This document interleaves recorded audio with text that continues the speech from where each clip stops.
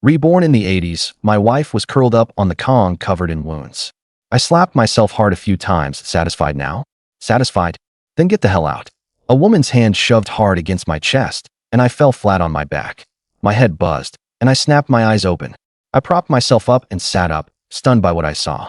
My wife Song Yakin was curled up on the Kong, wearing nothing, clutching tightly the tattered quilt full of patches. Her oval face was expressionless, her eyes dull and gray, like a pool of stagnant water. Her body was covered in wounds, bruises and blood streaks, and her legs bore shocking scars. I was completely dumbfounded. My mind was a mess, and I rubbed my face with both hands, desperately trying to calm down. Looking around, the low ceiling, the dim light filtering through the newspaper-pasted window, and the mottled light and shadows on the dirt floor. In the corner were old farm tools, and on the wall hung a few faded cloth bags containing the pitiful rations. This was my home. Over 20 years ago, that shabby mud house in my old Northeast hometown. I had been reborn. In my previous life, I died in endless regret, but this life, God had given me another chance. With reddened eyes, I excitedly reached out to touch my wife, but she pushed my hand away and shrank back as if she had seen a ghost.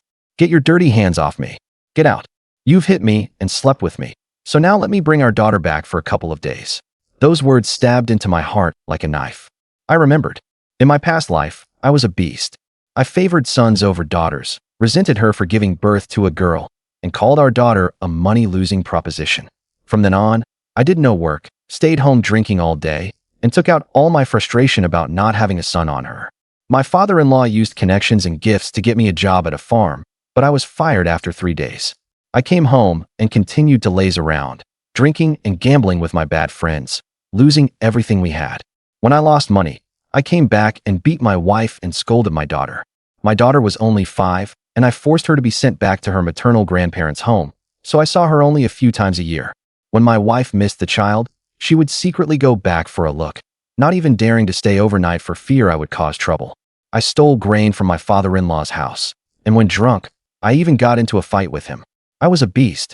Thinking of all this, I slapped myself hard several times, until the corners of my mouth bled and my face swelled.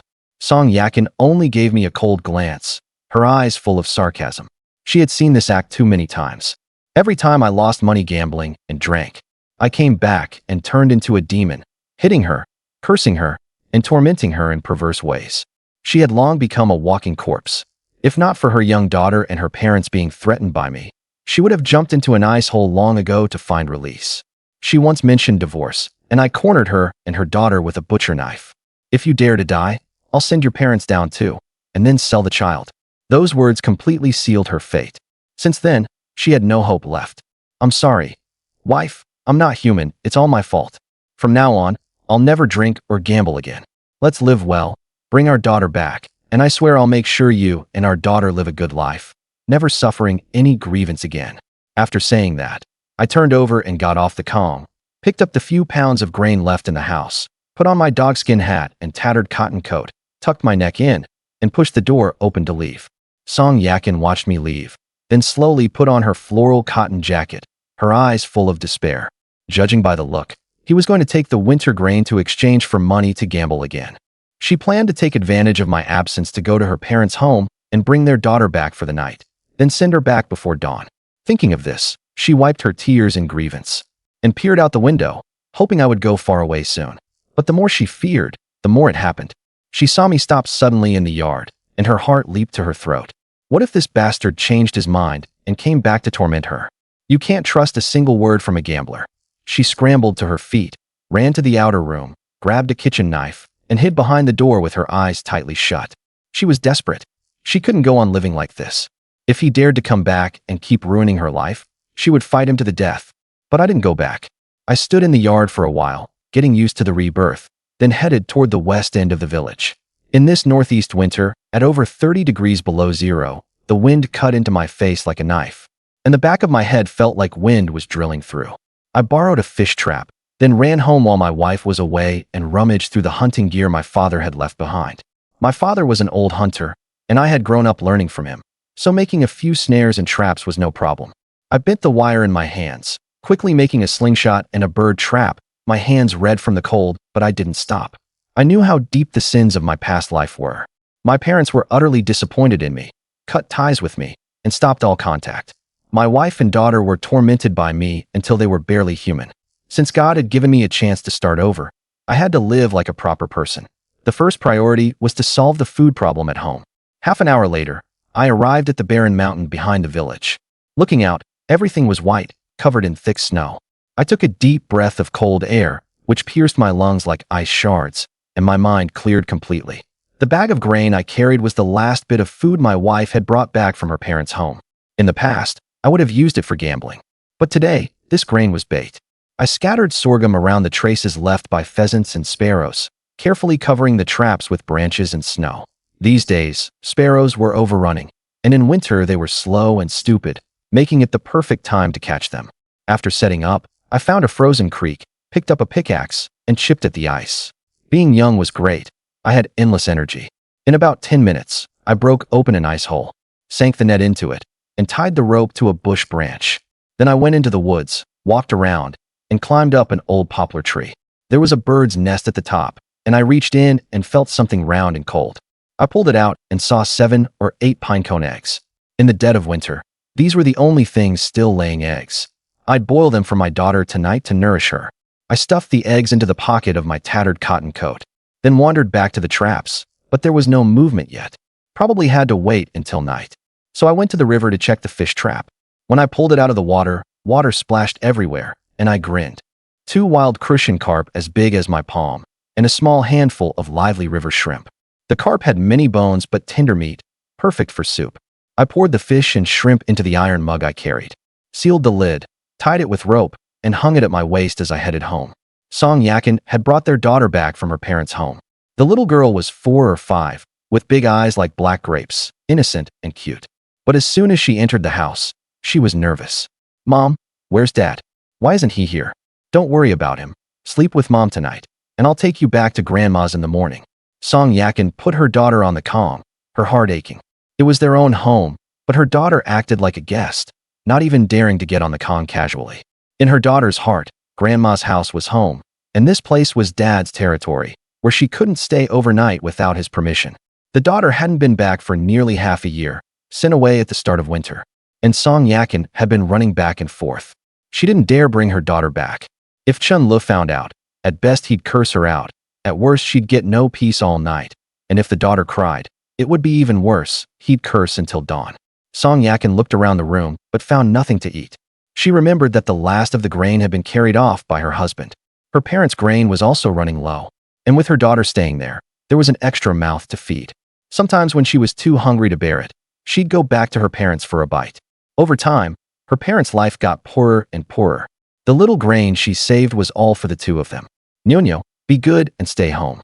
Mom's going out to borrow a few potatoes to roast for you." After settling her daughter, Song Yakin went out. It was getting dark, and the northeast night could freeze a person to death. She arrived at her neighbor Hu Xiaozhuan's door and saw the wooden gate wasn't latched, so she breathed a sigh of relief. "Xiaozhuan, are you home?" Song Yakin had always been quiet, and after years of torment from her husband, she had become even more reticent and thin-skinned. Asking others for food made her feel ashamed. Living like this, who wouldn't laugh at her? But her daughter couldn't go hungry. The light was on inside, but no one answered. Song Yakin called out again. "Xiaozhuan, are you there? Can you?" The door opened. A woman with 2 braids and a floral cotton-padded jacket came out, pulling up her pants and adjusting her jacket, her hair messy and her face flushed. That wasn't from the cold. Anyone with eyes could tell what she'd just been doing. Song Yakin lowered her head in embarrassment. The young couple was sweet, something she couldn't envy. "Yakin, why are you here? Can I borrow a couple of potatoes? Just 2 will do. Chunlu isn't here today, so I brought Nyonyo back. She hasn't eaten at Grandma's, and we have no grain at home." Song Yakin looked at her close friend with pleading eyes. If others wouldn't help, Xiaozhuan surely would. But Hu Xiaozhuan's expression wasn't good. "Yakin, I don't have much grain left either. This month you've already borrowed half a jean of corn grits and a small bag of sorghum rice, and you haven't paid it back yet. I know you took care of me a lot before you got married. But since I'm married here, I've repaid all the favors I owed you. Who would dare lend grain to your family in your situation? It sounds harsh, but don't blame me. Marry a man, and you eat and dress by him. Your husband is a lost cause for life, but you can't drag others down." Her tone wasn't harsh, more evasive. "I've helped what I could. Help in emergencies, not in poverty. Whose family isn't struggling? Everyone in the village knows what a beast Chinlu is. Marrying him was the worst luck. Hu Xiujuan even felt a hint of relief. She was glad she had married well. Her husband worked at the forest protection station, earning work points and ration tickets, living a prosperous life. In contrast, Song Yakin, once the village beauty, ended up with such a wasteful man. That's fate. What can you do? Song Yakin's eyes dimmed instantly, and she smiled awkwardly. Yeah, I see. Well, Xiujuan, you go ahead. I'll try other houses. She turned to leave. Don't go borrowing. I'll give you 2 more potatoes, but this is the last time. No one owes you anything, and it's not that easy to borrow. Hu Xiujuan pursed her lips and turned back into the room. Inside, her husband Wang Jiangwo was lying on the kong. Is that our neighbor Yakin coming to borrow grain again? Give her a bit more, won't you? You two have been sisters since childhood, and she's pitiful. The key thing is the child is innocent and suffers along with her. We should help if we can. Wang Jiangwo is an honest man and well-liked at the forest ranger station. As soon as he finished speaking, he got a glare from his wife. Why should we help her? Is it owed to her, or does she owe us? Whose fault is it that her own man is useless? Our grain didn't come from a strong wind. The whole village is hibernating. Do you know how hard it is to save up this winter grain? I say, Wang Jiangwo, are you looking at how pretty she is, wanting to take some food to curry favor with her, so you can take the chance to crawl into her bed? Hu Xiujuan gritted her teeth and grabbed her husband's ear, very shrewish. Ouch, ouch, ouch, let go? What nonsense are you talking? What kind of person do you take me for? If this gets out, how can I, Wang Jiangwo, still have face? Wang Jiangwo covered his ears, grimacing, and crawled back into the quilt, not daring to make a sound. Put away those frivolous thoughts of yours. If I find out you're having an affair with some woman, I'll castrate you. Seeing her husband back down, Hu Xiujuan finally let go with satisfaction and fished out 2 potatoes from the cellar, heading outside. But when she reached the door, he was already gone. Humph, fine, don't take them, save them then. If you really had that kind of pride, you shouldn't have asked in the first place. You still haven't paid back what you borrowed last time. Hu Xiujuan muttered a few words, bolted the wooden door, and went back inside. Song Yakin didn't go home. She paced around the yard entrance, then ran to the woodpile at old Jin's house in the east end of the village to search.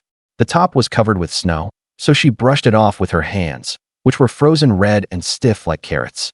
Unable to borrow grain anywhere and not wanting her daughter to go hungry, she tried every possible means. Even if she herself was starving, she finally found a black lump from the corn stalk joints of the firewood pile. This thing is called humin, wumi, in the northeast. It is caused by a fungus called corn smut. After this fungus infects corn, it forms black or gray-white tumor-like growths on the corn cob, looking like black malignant tumors. But in fact, it can be used as food and medicine. Holding up a lump of humin, Song Yakin finally showed a stiff smile on her face, and then she cried as she looked at it. It was at this moment that the noise from old Jin's house scared Song Yakin, and she turned around and ran straight home. After returning home, she first lit the firewood to make the room warmer, and then she took out some of the humin she had found in the firewood pile and put it into water to boil. Soon the water turned black.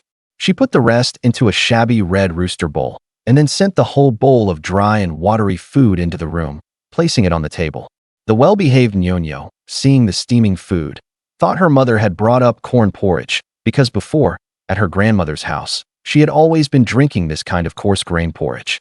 But when she saw her mother bring up 2 bowls of black stuff, Nyonyo pouted and asked, "Mom, what is this?" A trace of helplessness flashed across Song Yakin's face. She sighed and said, "Nyonyo, it's already dark outside, and I couldn't find anything to eat. Just make do with this for now. It's delicious, trust me." As Song Yakin said this, she picked up the bowl and drank the black wumin inside. This thing was originally powdery, and after cooking it didn't solidify, so drinking it was like drinking plant ash. It had no taste at all, but her mouth and teeth turned black. Nyonyo saw this and rubbed her hungry little belly, then picked up the other bowl and scooped the black paste with her hands to eat. As soon as she ate, her mouth was full of it. Seeing her daughter suffer with her, Song Yakin covered her face, and tears fell down in a patter. Her heart ached beyond words. But what could she do? The mother and daughter made do with dinner and then spread out the quilt early and lay on the heated kong. Fortunately, the kong was still warm, giving them a bit of warmth. Song Yakin, holding her daughter, turned off the oil lamp, but she couldn't fall asleep. When would this kind of life ever end? She didn't have extravagant hopes, even if they could only have one full meal a day. Being able to keep her daughter at home was already more than enough to make her content. But even such a simple request, her husband Chun-Lu would not grant her. The more she thought about it, the more desperate she became. She could even hear her daughter's stomach growling even in her sleep, and she herself was so weak from hunger that she could only tighten her belt. She didn't dare take off her clothes to sleep. Once she fell asleep, it would be fine. Once she fell asleep, she wouldn't have to think about anything. At this time, the sky had completely darkened, and it was already past 8 in the evening. In the countryside, people would have already turned off the lights and gone to bed. But Chun-Lu had just walked into the village from outside, his whole body covered in ice crystals. His eyelashes turned white, and even his dogskin hat was covered in frost. It had taken him over an hour to walk back, and as soon as he entered the village, he headed straight for Uncle Wang's house. Uncle Wang's family had already turned off the lights and gone to bed, but Chun-Lu jumped into the yard in one move, put the landing net by the window, and gently tapped on the window. "Uncle Wang, are you asleep?" Chun-Lu called out softly, and a commotion came from inside. "Which bastard is it? Not sleeping in the middle of the night, climbing on our window. How inconsiderate." First, a string of curses came from inside. Then Chun-Lu saw the kerosene lamp light up. "Uncle Wang, it's me, Chun-Lu. I just got back and put the net by your window. Come out for a bit. I've got something good for you," Chun-Lu said with a grin. "Although I didn't catch any pheasants this time, at least I got something. I borrowed your net and caught a few crucian carp, so I should leave one for you." This is also the rule of hunters. Although he wasn't a real hunter, his father had taught him these things since childhood. Some rules cannot be broken. "You little brat, you scare me to death." After hearing Chun-Li's voice, Uncle Wang cursed again, then came out carrying an oil lamp and wearing a cotton jacket. Uncle Wang was shivering from the cold, holding up the kerosene lamp to shine it in front of Chun-Lu. At that moment, Chun-Lu pulled out a crucian carp and waved it in front of Uncle Wang. "Hee, I borrowed your net and caught a few grass carp, so I thought I'd bring one over for your family. Don't mind it being small, Uncle Wang. When I go up the mountain tomorrow, if I catch a pheasant, I'll definitely bring you 2 big drumsticks." As Chun-Lu spoke, he handed over the crucian carp. Uncle Wang, who was about to curse him out, his eyes lit up at the sight of the fish. On such a cold day, let alone catching fish, even if you could, it would take a lot of effort. You'd have to chisel a hole in the ice, then lower the net and wait nearby. In such cold weather, staying outside for more than 3 hours can easily freeze a person. Unexpectedly, this kid Chun-Lu actually lasted 4 or 5 hours outside and really caught some fish. You're just showing off, relying on your youth and strong vitality to dare to stay outside in such cold weather. If your dad finds out, he'll break your legs. I'll take this fish. You're not completely heartless, but you need to fix your gambling problem. It's late, so hurry back." Uncle Wang happily took the crucian carp. It had been a while since he had any meat, and he was lucky to have some lard to mix with rice. But unexpectedly, this gambling addict Chun-Lu actually brought him a fish. What a surprise. "Hee, Uncle Wang, I know you have lard at home. Can you give me a couple of scoops?" "2 scoops are enough. I'll go back and stew this fish. It has a lot of bones, and I'm afraid it might choke my daughter." Chun-Lu rubbed his hands and said with a grin, "I thought you were up in the middle of the night to bring me fish, but it turns out you want 2 scoops of lard. All right. Today the sun must have risen from the west.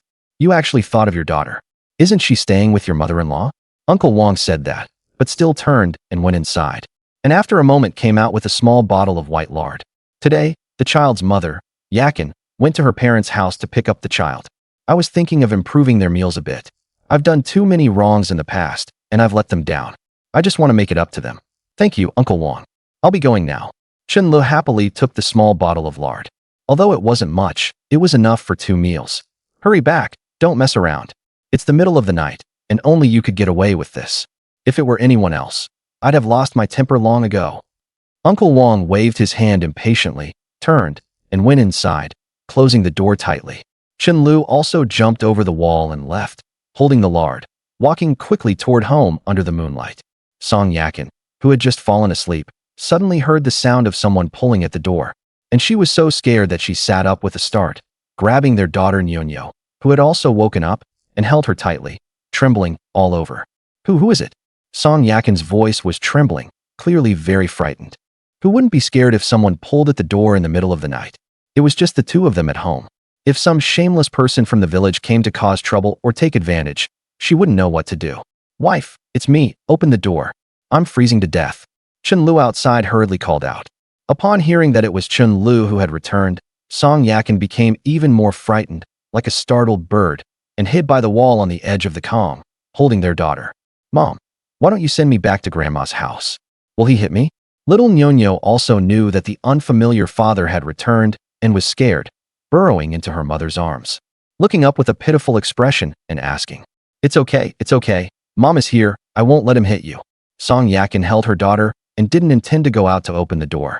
Chenlu also heard the commotion inside and knew that his daughter had been brought back, but he also guessed the situation inside. The mother and daughter were probably already scared by him. Thinking of this, Chenlu felt even more guilty, and the hand pulling the door lost its strength. He just stood at the door, breathing out puffs of air. When there was no more sound outside, Song Yakin thought Chenlu had left, so she slowly put her daughter down on the Kong and got under the covers herself. But she was still anxious, afraid that Chenlu would break the door and come in again. Why did he come back so early today? Did he lose all his money? That last bag of food is gone. Sigh. Lying there, she didn't know how long passed, but Song Yakin still couldn't sleep, though her daughter had fallen asleep again. She slowly got up from the Kong and picked up the kerosene lamp. After lighting it, she went to the kitchen, because the kitchen and the outer door were one unit. Opening the door led to the outer kitchen, and then the living area. Song Yakin, feeling uneasy, carried the kerosene lamp to the wooden door and saw that the door was covered in frost. Clearly the temperature outside had dropped again. Are you gone? Are you still there? After standing for a while, Song Yakin finally called out tentatively. Wife, I'm freezing to death. Please open the door and let me in, okay? I won't send our daughter back to her grandma's, and I won't scold you. I promise I won't cause trouble. Chenlu naturally knew what his wife was most worried about. He had been standing outside for a full hour and a half, and he didn't dare make a sound to scare the mother and daughter. Chenlu, who had originally planned to endure the whole night outside, really couldn't take it anymore. When he heard his wife's voice, he couldn't help but plead. Hearing that Chenlu was still outside, Song Yakin was startled again, but not opening the door wasn't an option. If this guy barged in or froze to death, in the end, she would be the one to suffer. Thinking this, Song Yakin went to the door, gently opened the latch, and then knelt on the ground. When Chenlu pulled open the door, he saw Song Yakin kneeling in front of the door, holding out her hands, her face full of pleading. Chenlu, please don't cause trouble, okay? Nyonyo just fell asleep. Just let her sleep at home for one night. Tomorrow I'll send her back, okay? I beg you, have pity on me. Seeing this, Chenlu felt as if struck by lightning, his scalp tingling and his heart aching as if cut with a knife. A strong feeling of suffocation hit him, so that when he opened the door, he stood still, motionless, in place. How much sin had he committed, and how many inhuman things had he done, that his wife was so tormented that just wanting to see her daughter and have her stay for one night required her to kneel and beg. Even though he was nearly frozen stiff, Chenlu gritted his teeth, raised his hand, and slapped himself twice in the face. The extreme cold pain could reduce the guilt and sin in his heart by a little. And only a little. Wife, please, get up first, okay? It's so cold out here, you'll freeze. I won't come inside, I'll just wait at the door. You go back and hold our daughter to sleep, okay? As he said this, Chenlu stepped back 2 steps with a deeply guilty heart. Then he reached out and pushed the door. At that moment, Chenlu and Song Yakin looked at each other for a second, as if the world had gone silent. In Song Yakin's view, outside was a world of ice and snow. Chun-Li's nose and mouth were covered with white frost from the cold. The rubber hat on his head was also a patch of white, and no longer emitted any warmth. As the door panel closed, Song Yakin felt a slight relief from her inner panic, and then she got up from the ground. She only felt a sharp pain in her knees from the cold. Song Yakin stood in front of the door for a while, then looked out through the window and saw Chun-Lu squatting by the wooden fence wall, his head lowered, holding an iron tea mug in both hands, unable to see his face. Somehow, a strange emotion suddenly surged in Song Yakin's heart, and she suddenly felt that Chun-Lu was a bit pitiful. If he stayed outside all night in this freezing weather, he would definitely get frostbitten. If he got sick from it, her own later years would probably really be over. But after being soft-hearted so many times, what did it get her? One hurt after another, escalating torment. Can this man still be trusted? But what Chun-Lu thought about were the regrets of his previous life, still unable to forget the look in his wife's eyes before she died. She just wanted a hug before dying. That's all, but she couldn't get it even at death, cruelly rejected by Chun-Lu. After who knows how long, heavy snow began to fall again, and Chun-Lu felt that he was about to lose consciousness, his whole body almost losing awareness. The sky was still dark, and he hoped the sun would come out soon to provide some relief. Otherwise, he would probably freeze to death outside tonight, and he didn't even dare to hope that Song Yakin would feel sorry for him. Because even he himself knew that he didn't deserve forgiveness. The sins he had committed were too heavy. Creak. Just as Chen Lu was so frozen that he seemed to see his great-grandmother. The door of his own house was pushed open, but no one appeared. Only a very cold voice came through. Hurry up and come inside. Stop putting on an act. After saying this, Song Yakin turned and went back into the house. She didn't dare to really leave Chen Lu outside. Otherwise, if she made him angry, there would be no peace tonight. When Chen Lu heard this, his eyes lit up, and he lifted his stiff legs, stumbling towards the house. Even closing the door was done by hooking the door panel with his frozen fingers and pulling it shut bit by bit. Although the kitchen didn't have much warmth, it was still much better than outside, a world of difference in temperature. Chen Lu sat on the stove, feeling the last bit of residual warmth, and it took a full half-hour for his legs and feet to start warming up, and they itched unbearably, clearly developing frostbite. After recovering a bit, he didn't pay attention to it. Looking at the closed door, he didn't go inside, but instead turned and picked up a few pieces of firewood from the base of the wall, stuffing them all into the stove pit. Puff! He took out half a box of matches, struck one, and a flame appeared. Chen Lu then took out a piece of pine resin wood and lit it, gently placing it under the wood, and then added a few dry corn leaves to ignite them. In the northeastern region, the resin of pine trees is commonly called pine resin wood.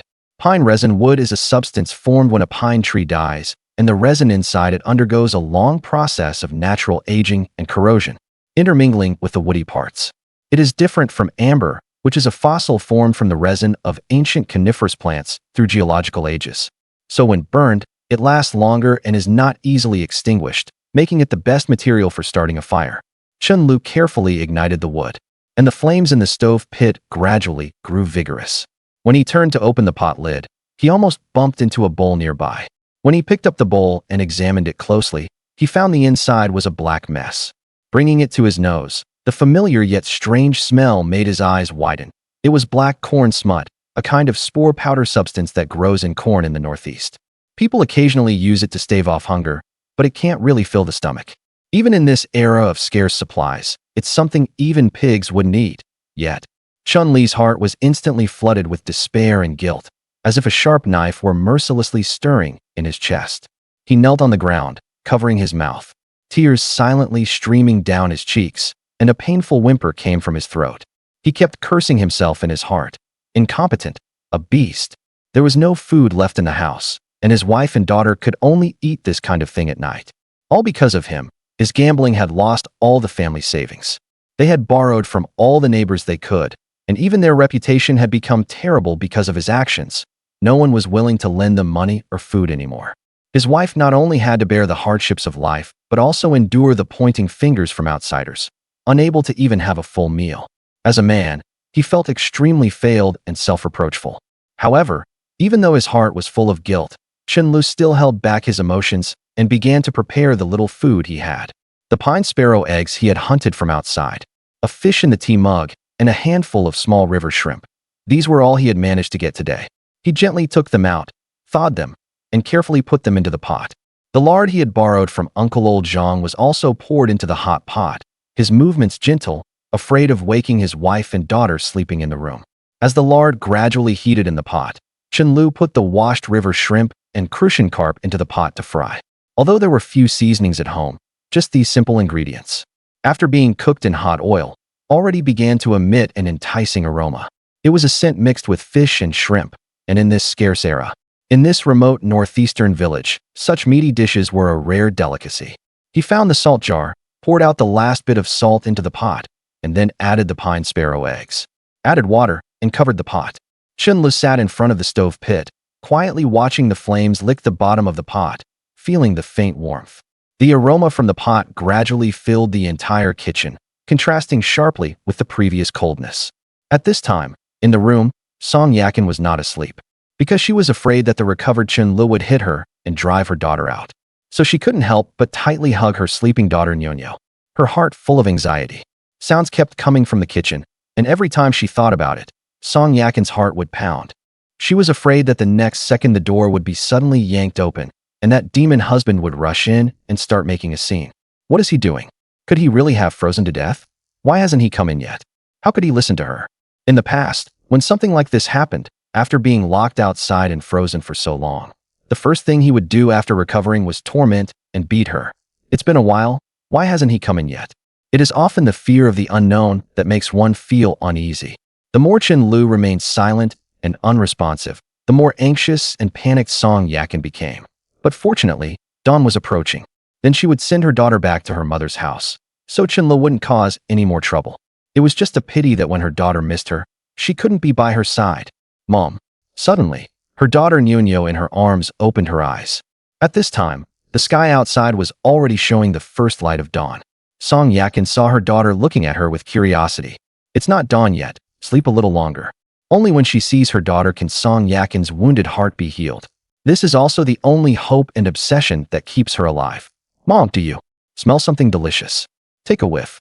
Little Nyonyo wiggled her nose and sniffed the air, just like a little glutton. She had been so nervous just now that Song Yakin had overlooked the fragrant aroma wafting through the air. It wasn't until her daughter reminded her that she snapped back to reality. She also smelled the meaty aroma in the room, and the Kong was getting warmer and warmer. Song Yakin frowned, filled with confusion. The aroma was coming from the kitchen, but where did the meat come from? Could Chen-Lu be cooking? Impossible. Ridiculous. Not only did he not know how to cook, but even if he did, he wouldn't do it himself. And where would the meat come from? The more she thought about it, the more puzzled she became. Song Yakin decided to dismiss the thought, closed her eyes, and hugged her daughter to sleep a little longer. But her daughter was already awake. Especially after smelling that aroma, her little face was full of longing. After all, in this era, being able to eat one's fill was already quite good. Sometimes they wouldn't even catch a whiff of meat for a whole month. Whether adult or child, getting a meal with meat was not easy. Even at her maternal grandmother's house, where Nyonyo could eat every meal and not go hungry, having meat was a treat. It had to be a special occasion. Meanwhile, Chen-Lu, busy in the kitchen, slowly stood up and lifted the pot lid. A steaming aroma of meat wafted out and filled his nostrils. Even he was starving, since he had left with an empty stomach. And after being frozen for so long, seeing the crucian carp, shrimp, and 7 or 8 sparrow eggs in the iron pot, he wished he could bury his head in the pot. Chen-Lu resisted the urge to taste it first. This food was prepared for his wife and daughter to improve their meals and supplement their nutrition, and also as a way to make amends for his past wrongs. So he also put the sorghum rice he had brought back into the pot to steam. When the aroma of the sorghum rice gradually filled the air, he, almost fainting from hunger, couldn't resist grabbing a few handfuls and stuffing them into his mouth. The sweet taste was especially tempting when hungry, and filling his stomach became his only thought. Seeing that the soup in the pot was already bubbling and the fish and shrimp were cooked through, Chen-Lu quickly fetched 2 large bowls with chipped edges and used a homemade wooden spatula to scoop the fish into them. One bowl held the fish and shrimp, the other was filled with sparrow eggs, along with the thick broth. Just the smell made one's mouth water. Looking at the 2 steaming bowls of food, a hint of satisfaction appeared on Chun-Li's face. He carried the 2 fragrant dishes to the door and knocked gently. "Wife, open the door. I've made fish and shrimp for you and our daughter. It's already light out. You two should eat something," Chen-Lu said softly, afraid of disturbing the people inside. He knew that all of this was his own doing, and now he could only make up for it bit by bit, trying to win back his wife's trust. Inside, Song Yakin was startled by the sound outside. She hadn't expected Chen-Lu to have gotten fish. No wonder her daughter had said she smelled meat last night. Song Yakin sat up, draped in a cotton jacket, wearing a patched floral vest underneath. "Mom, is this real? Is Dad making us fish to eat?" Nyonyo tilted her little head, her voice tinged with anticipation, looking very innocent. Despite being kicked out by her father and living at her grandmother's house, the little girl's memory held little resentment. To her, parents were the closest people, and even though she had been scolded and hit before, those grievances were quickly forgotten. It was just that in her young mind, she couldn't understand why her father disliked her so much and why he was different from other kids' fathers. So whenever she heard her father call her name, she instinctively wanted to get close and please him so that he wouldn't dislike her so much. Song Yakin didn't care about a fish. She was worried that this was a gentle trap set by Chen-Lu, a sugar-coated bullet. This sudden change for the better made her uneasy, because she knew her husband had often been like this before and had always ended badly. However, seeing her daughter rubbing her little belly with a pitiful look. She hesitated, but finally put on her clothes and shoes and gently opened the door. Wife, take the dishes. I won't come in. You two eat first, then bring them out to me. Chun-Lu grinned, trying to show his gentlest side. Song Yakin didn't know what had gotten into Chun-Lu, or if he had other intentions, but thinking that her daughter hadn't eaten last night, she felt guilty. So, suppressing her inner unease, she took the 2 bowls and chopsticks from Chun-Lu. Before she could say anything, Chun-Lu took the initiative to close the door. Song Yakin was completely stunned. Little Nyonyo had already rushed over from the Kong, standing on the edge, her eyes darting around, biting her index finger, staring intently at the 2 bowls. Song Yakin pushed aside her distracting thoughts, placed the bowls on the table, and pushed them to her daughter's bedside. Nyonyo, be good. Wrap yourself in the quilt. Don't catch a cold, Song Yakin said softly. Little Nyonyo eagerly leaned over the table, picked up the chopsticks, and picked up a small river shrimp from the bowl. Mom, you eat first. She thought of her mother first. Her small hand was a bit clumsy with the chopsticks, but she still tried hard to bring the shrimp to Song Yakin's lips. Song Yakin suddenly smiled, her heart filled with emotion. Her daughter's care made her feel incredibly warm, as if the flowers in her heart had suddenly bloomed. She opened her mouth and ate the shrimp her daughter offered, saying softly, "It's delicious. Nyonyo, eat up." She gently stroked her daughter's little head and said softly. At this moment, the love between mother and daughter was especially warm in the cold room. The mother and daughter sat on the Kong, enjoying this rare feast. Nyonyo's little hand kept picking up fish, shrimp, and sparrow eggs from the bowl, each bite accompanied by her cheerful laughter and constant praise. So fragrant. Delicious. I wish we could eat like this every day. Song Yakin listened to her daughter's words, and her eyes gradually dimmed. Beauty is always fleeting. They had been hungry for many days, and suddenly eating such a sumptuous meal made even her feel as if she were hallucinating, thinking that life should be this beautiful. However, reality quickly brought her back to Earth. Dawn was approaching, meaning she might have to send her daughter back to her grandmother's house again. As for why Chun-Lu was so unusual today, she couldn't guess and didn't dare to think further. Her daughter's innocence made Song Yakin's heart ache. Nyonyo's wish, to eat meat every day, was, in Song Yakin's eyes, just an unattainable luxury. She looked at the half-eaten fish and 2 sparrow eggs left in the bowl and asked softly, "Nyonyo, why aren't you eating?" At this moment, Nyonyo stared at the half-fish and the remaining 2 sparrow eggs in the bowl, licking her little lips. Despite her reluctance, she smiled and said, "I'm saving them for Dad." Her voice carried a hint of childish determination, as if this was the only thing she could do for her father, more like an instinct. Outside the door, Chun-Lu, who was eating sorghum rice in big mouthfuls, heard these words. The coarse grain was hard to swallow, but when he heard his daughter's obedient words from inside, he burst into tears instantly. The sorghum rice stuck in his throat, making him stare wide-eyed and wipe his tears with his big hand. Remembering how he had abused and berated his daughter in his previous life, Chun-Lu truly wished he could slap himself a few more times. At that moment, he deeply realized how serious the mistakes he had made were. Just then, Song Yakin handed the bowl out. The moment Chun-Lu took the bowl, Song Yakin seemed to want to say something but hesitated. Chun-Lu immediately understood his wife's concern and quickly spoke first. "Don't send our daughter back. I'll take a nap in a bit, then go for a walk in the mountains, and try to bring back some meat for you two by evening." After a slight hesitation, Chun-Lu spoke again. "I know you don't trust me, and you can choose not to believe me, but wife, from now on, don't refuse any kindness I show to you too. Just consider it as me making up for the sins I committed before." After saying this, Chun-Lu took the bowl, walked to the stove, and ate heartily, crying as he ate. Song Yakin watched from the side, her emotions complicated. She didn't know how long Chun-Lu could keep up this act this time, nor when he would show his true colors again. After sighing, Song Yakin still closed the door, her heart filled with mixed feelings. After Chun-Lu finished his meal, he washed all the dishes and put them away, then leaned against the firewood pile in the corner and lay down, falling asleep immediately. He forgot about going to catch wild chickens in the evening because he was too tired. He didn't know how long he had slept, but he felt his nose tickling, and only then did Chun-Lu slowly open his eyes. What came into view was a cute little face holding a straw stick, puffing out her little mouth and mumbling, "Nyonyo." It was this little one, who had come over to tease him while he was asleep. "Are you Daddy?" Little Nyonyo tilted her head, her face full of curiosity.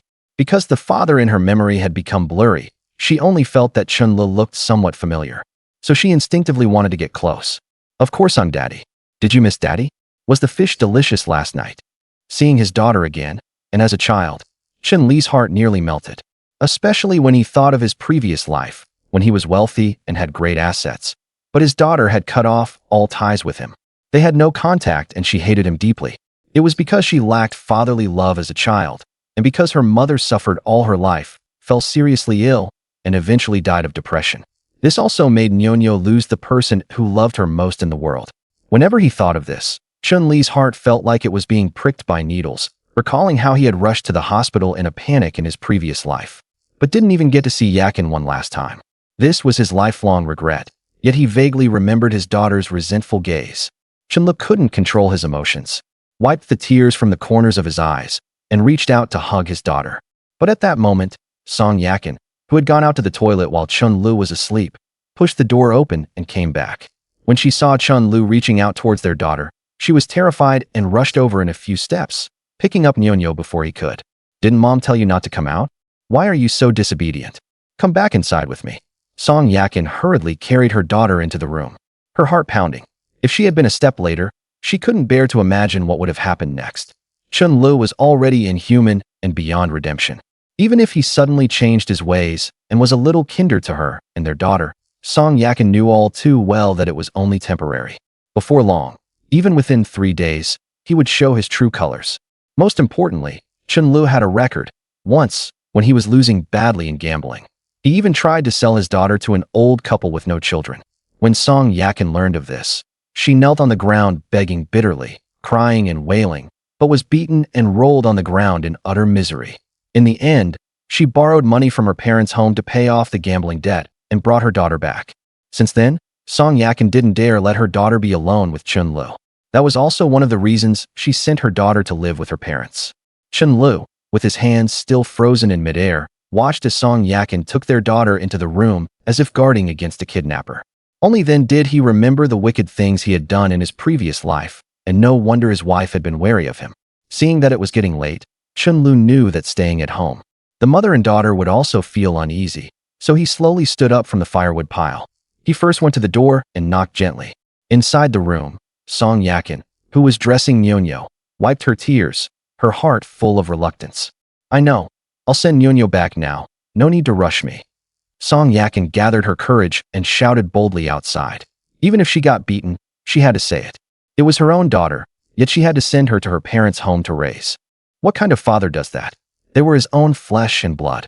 How could having a daughter be considered a loss? Hearing this outside the door, Chun-Li knew his wife had misunderstood him. So he quickly explained, Wife, that's not what I meant. I wanted to tell you that I'm going out for a while. Don't send Nyonyo back, since she's already here.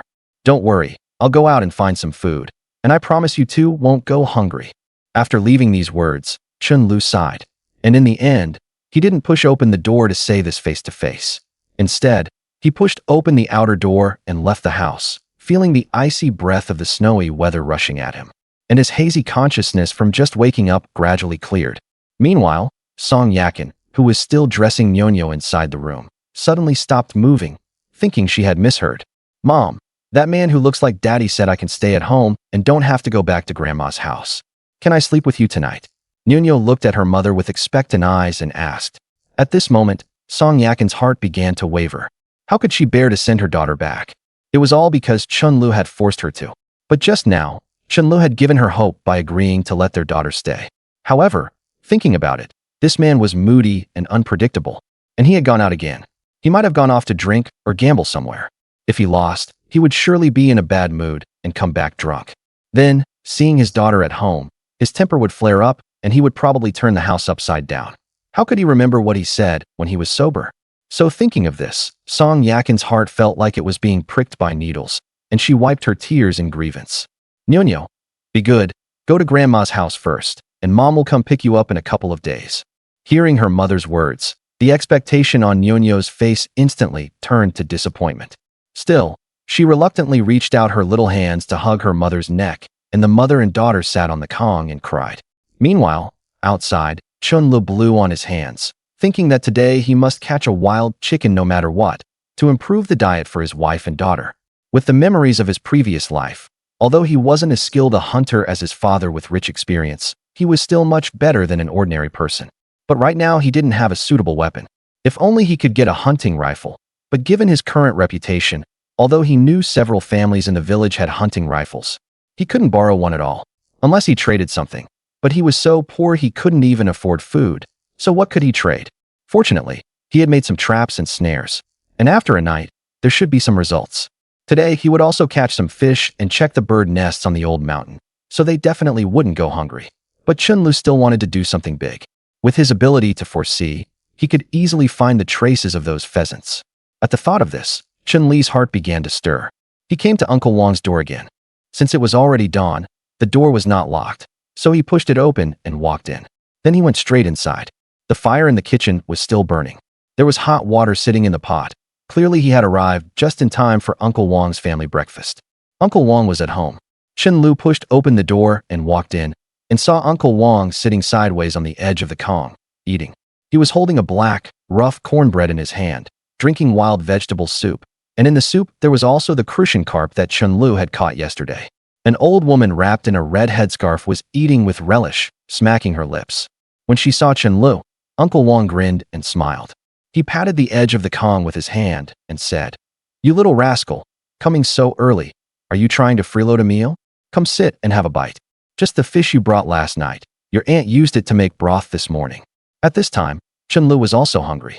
Without enough physical strength, how could he chase after pheasants? Especially seeing them eating breakfast, his stomach began to growl. "Little Alu, don't be so polite. If your uncle tells you to sit and eat, then sit and eat. I steamed a lot of cornbread this morning. I'll go get you a bowl right away." Aunt Wang was also a warm-hearted person. While speaking, she enthusiastically prepared to get off the kong. Seeing this, Chun-Lu hurriedly stepped forward, reached out his hand, and pushed Aunt Wang back. "Aunt Wang, don't bother. I'll get it myself." Chun-Lu grinned and then walked very familiarly to the dish rack and pulled open the wooden door. Because in the old Northeast at that time, every household had a dish rack made of wood, very practical, not only waterproof but also resistant to freezing.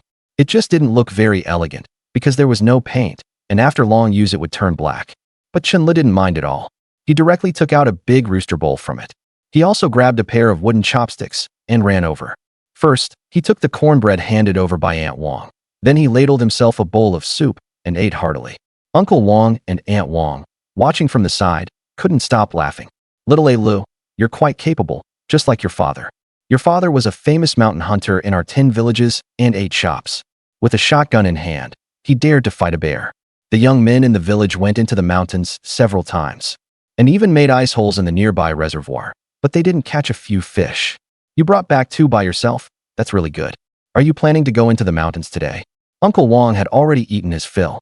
He casually picked up his pipe, put it in his mouth, pressed the tobacco with his hand, and then placed it over the brazier beside him to light it. This so-called brazier was a clay pot, a large basin made of loess and water, just like a wash basin. After it dried in the sun, when winter came, they could burn wood into charcoal and put it in the brazier to keep warm. "Yeah, I'll tell you, Uncle Wang. Last night I wanted to catch pheasants, so I set traps and bait, but these pheasants are too cunning. I squatted for a good part of the night and didn't even see a ghost. Without a shotgun in hand, even if I see a pheasant, if it doesn't run into the trap, I can only chase it in the snow," Chun-Lu said while wiping his nose.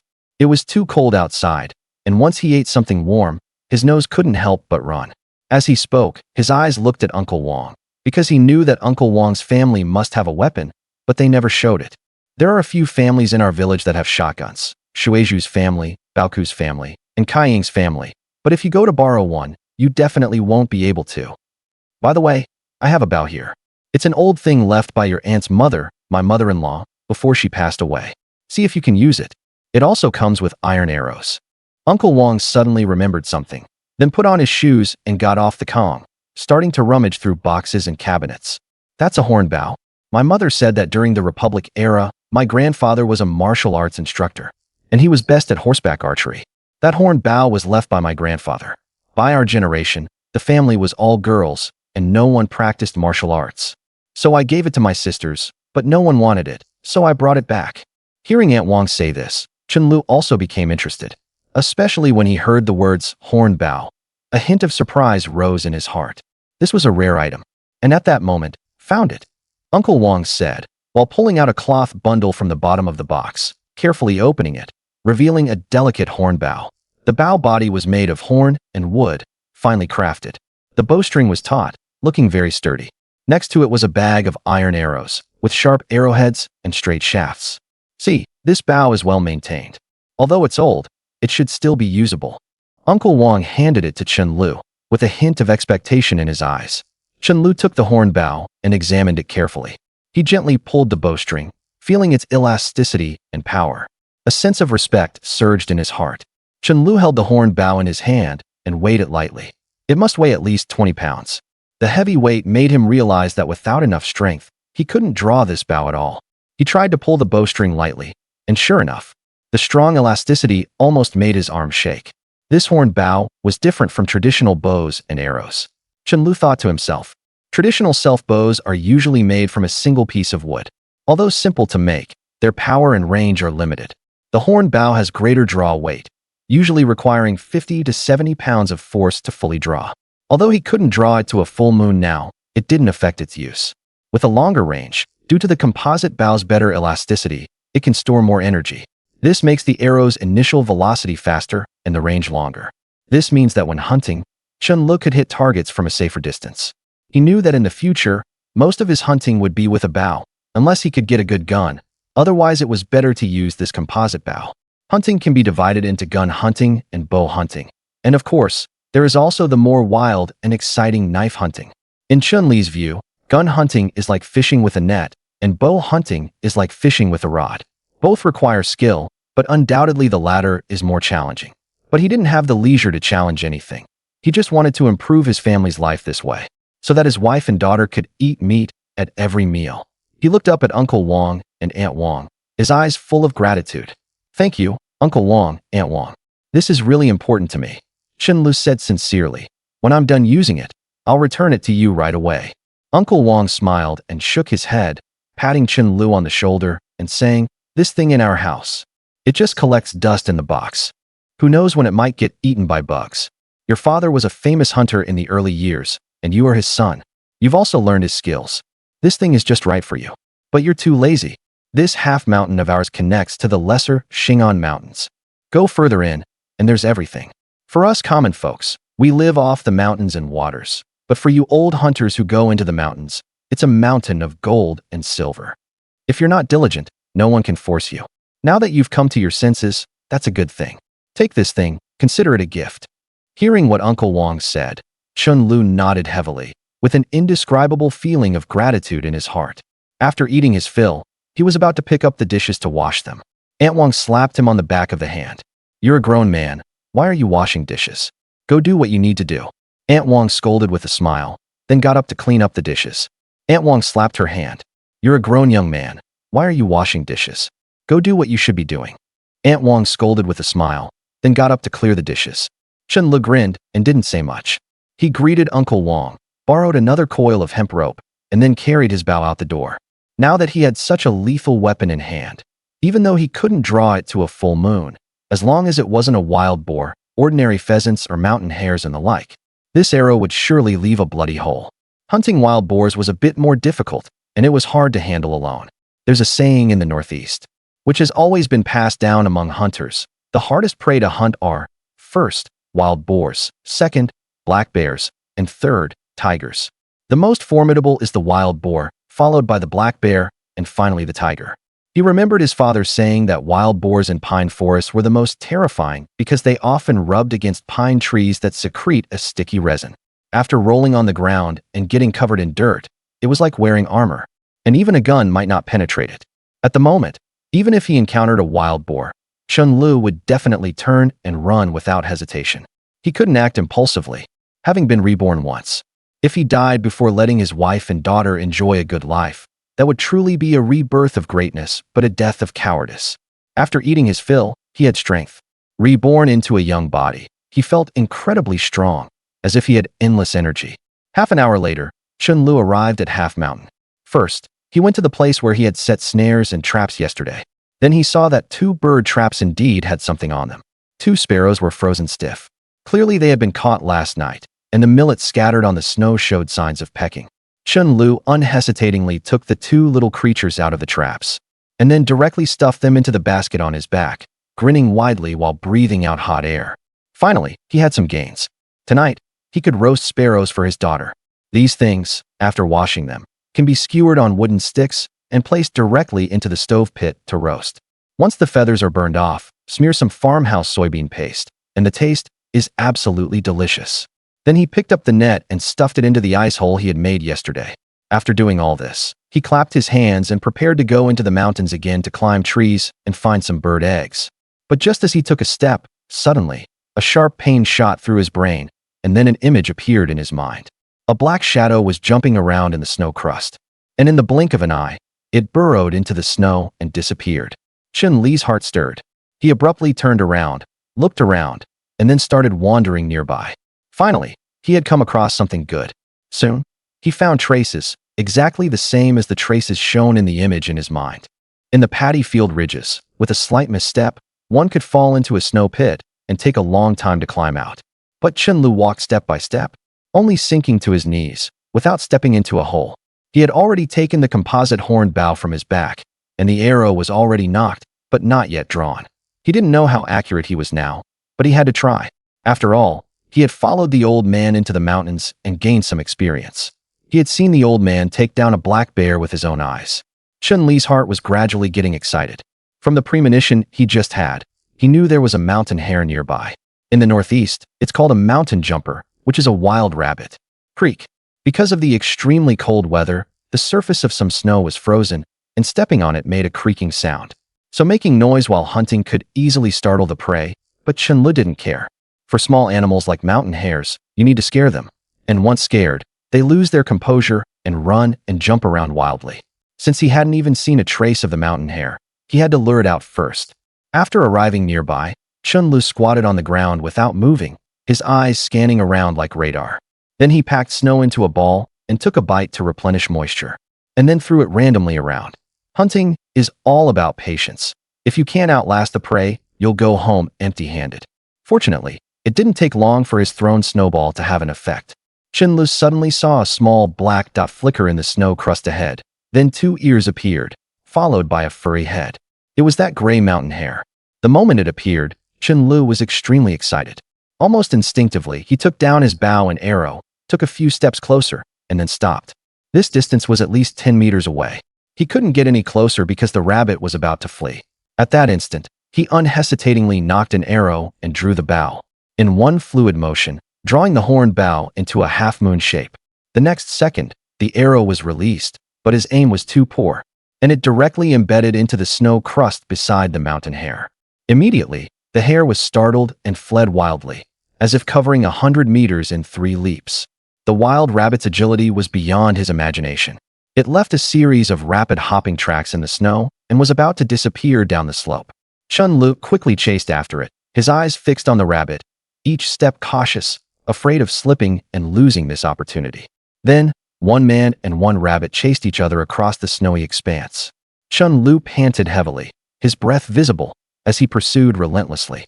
When he saw the rabbit jump down the slope, Chun Li's heart tightened, but he didn't act rashly. He knew that blindly following it down would only put him in greater danger. Fortunately, there was an old tree beside him with branches stretching out, as if specially prepared for him. Chun Lu quickly hooked his leg around the trunk, leaned forward, and stabilized himself. He raised his bow again, closed his left eye, aimed with his right, and his heartbeat echoed in his ears, as if it were the only sound in the wild, snowy wilderness. Chun Lu knew this opportunity was crucial. If he let the rabbit fall into the weeds and snow crust ahead, it would disappear like a drop of water into the sea, leaving no trace.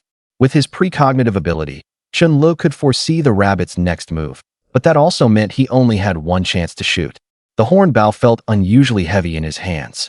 Drawing the string made the muscles in his arms burn, every muscle fiber blazing with power. Whoosh! Chun Lu took a deep breath, then let out a loud shout, and his right hand suddenly released. The arrow shot out like a black bolt of lightning. In midair, the arrow seemed to deviate from its target, and according to its normal trajectory, it should have missed.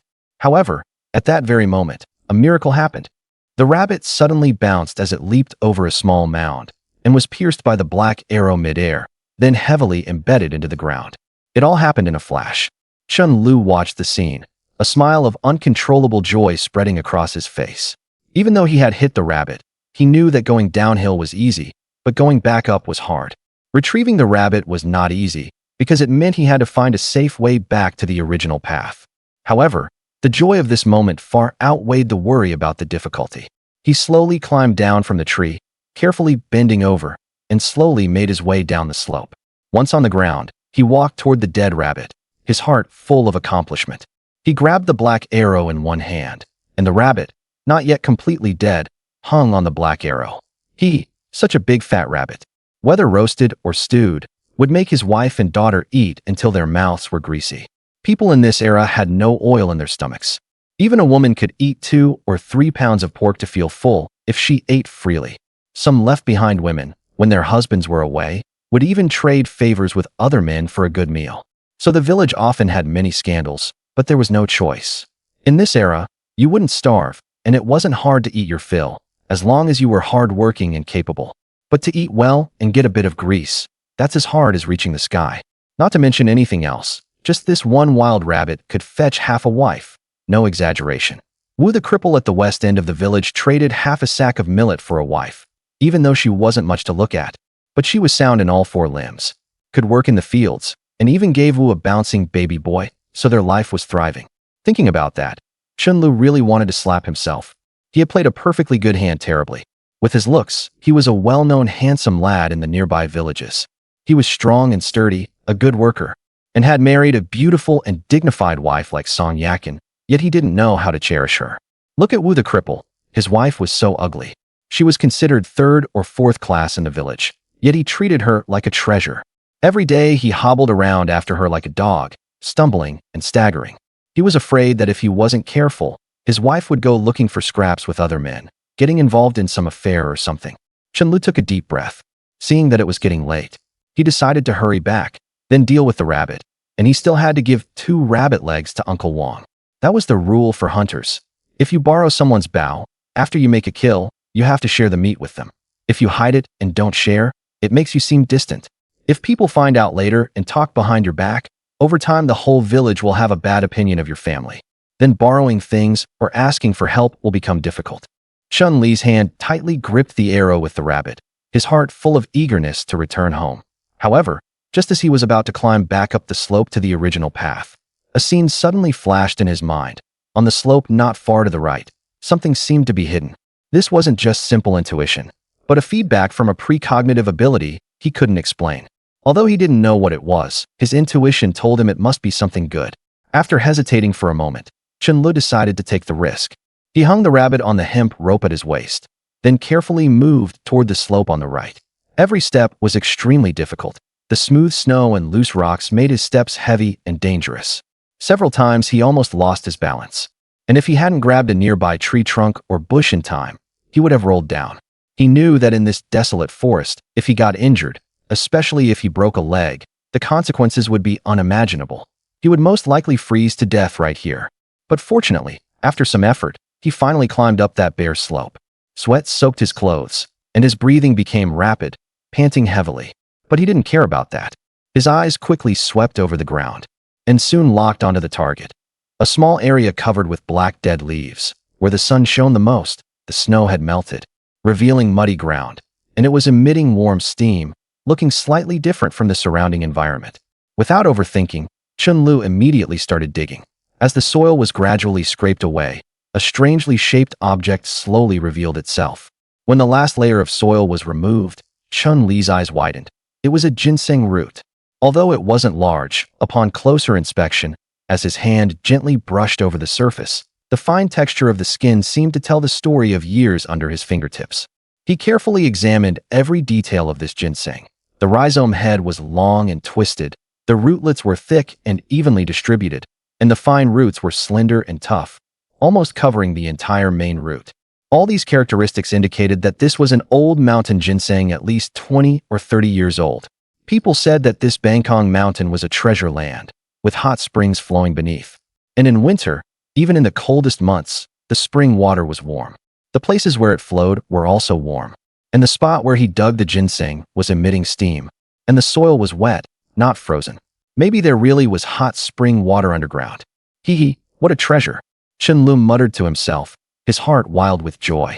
If he sold this at the state-run store, he could get at least 7 or 8 10-yuan notes. His hand trembled slightly, both from excitement and from realizing the change this wealth would bring to his family. He would buy a proper set of clothes for his wife and some Guangdong big sugar cubes for his daughter to make up for that little greedy girl. On this desolate slope, Chen Lu felt like he had discovered a treasure. Wild ginseng not only represented money, but also meant an improvement in their future life. He quickly wrapped the ginseng and put it into the small cloth bag he carried, afraid of any mishap.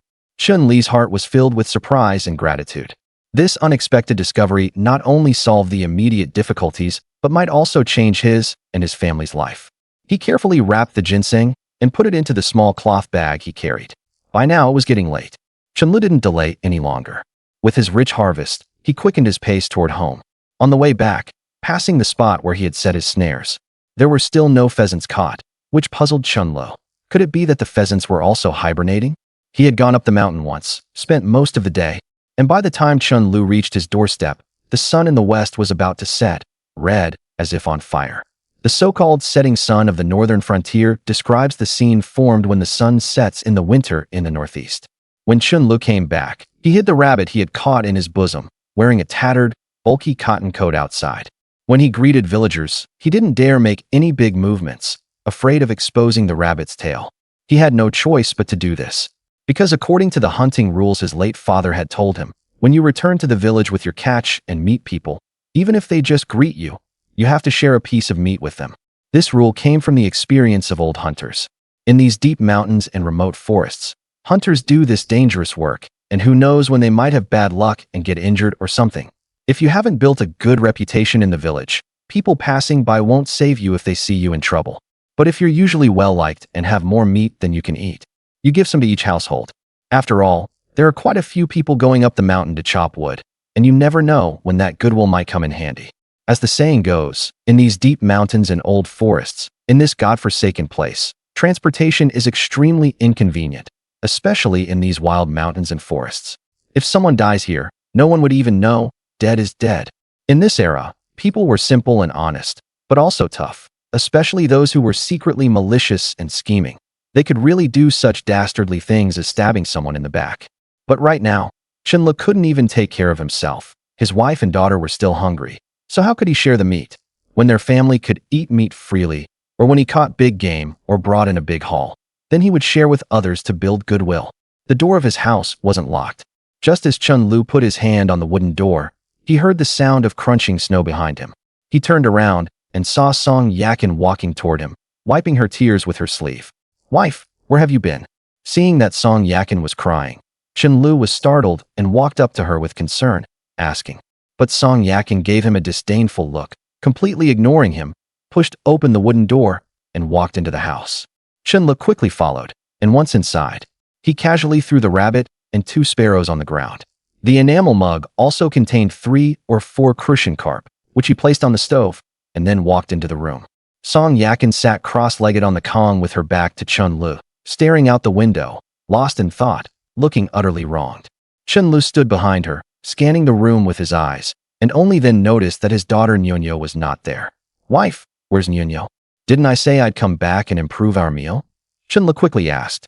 Song Yakin heard this, then slowly turned around with red eyes, but said nothing, because she was afraid that if she complained too much, it would trigger Chen Li's bad temper again.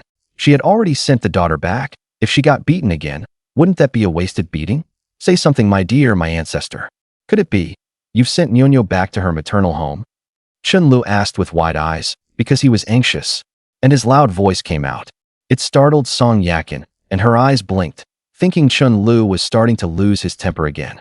"What else could I do but send her back? Waiting for you to come back and take your anger out on your daughter, then toss and turn in the middle of the night. I sent her back early to avoid making you angry. Isn't that enough? Then what do you want me to do? If the daughter is at home, it's not okay, and if I send her to my mother's, you disagree." Song Yakin felt utterly desperate inside, and didn't even know how to satisfy Chen Li's mood. I didn't mean that, and I'm not blaming you. Why can't you trust me just once?" Compared to Song Yakin's despair, Chen Lu at this moment wished he could bang his head against the wall. No matter what he said or did now, His wife simply didn't believe him. Can I still believe you? Do I dare? Chen-Lu, I beg you, stop tormenting me, okay? What more do you want from me? Even if I kneel to you. Song Yakin actually knelt on the Kong, and in her heart she called out more than once. Heavens, please bring back the man who loved me and cherished me before.